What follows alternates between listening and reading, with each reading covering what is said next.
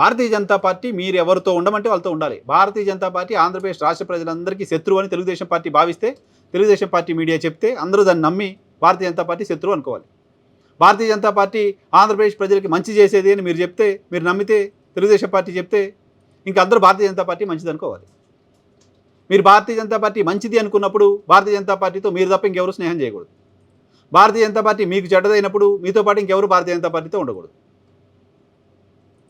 ఎంత కన్వీనియంట్గా, ఎంత అవకాశవాదంగా పార్టీలు బిహేవ్ చేస్తాయి, మీడియా బిహేవ్ చేయడం ఏంటో అర్థం కావట్లా.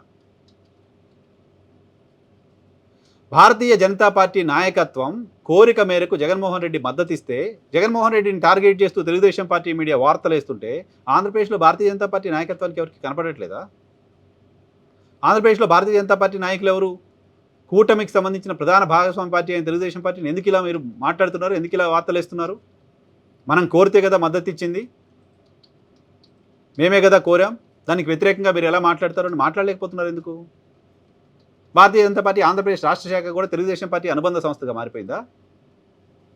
లేకపోతే భారతీయ జనతా పార్టీ రాష్ట్ర శాఖ కూడా రాజ్నాథ్ సింగ్ తీసుకున్న నిర్ణయాన్ని, కేంద్ర పార్లమెంటరీ పార్టీ తీసుకున్న నిర్ణయాన్ని వ్యతిరేకిస్తోందా?